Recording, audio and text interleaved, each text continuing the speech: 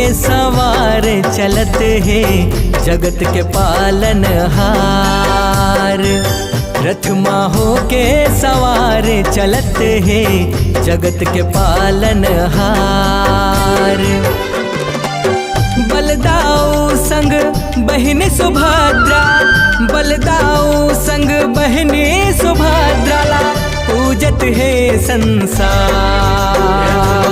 के सवार चलत है जगत के पालनहार। रथ माँ हो के सवार चलत है जगत के पालनहार।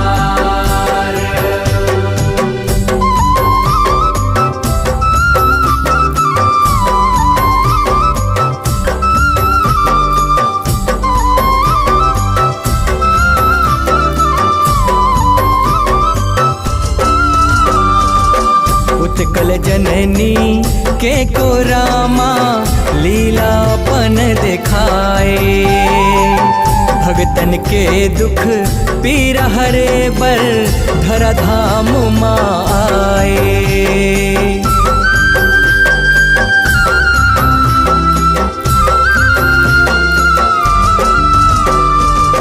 समुंदर के शीतल लहरा चरण लतोर धोआए।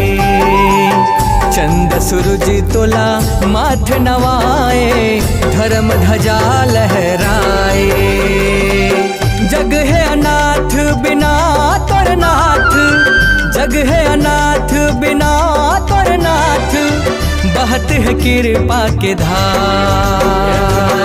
के सवार चलत है जगत के पालनहार। रथ माँ हो के सवार चलत है जगत के पालनहार।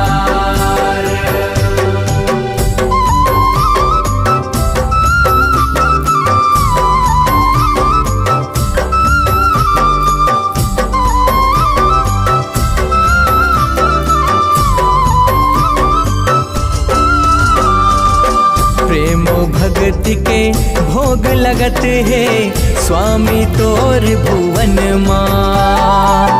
गूंजत है जय कारा तोरे धरा पाताल गगन माँ।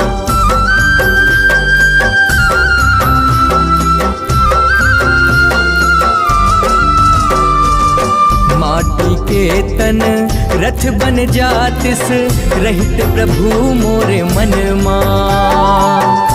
भगती माँ जीवन तर जातिस राखबे अपन चरण माँ।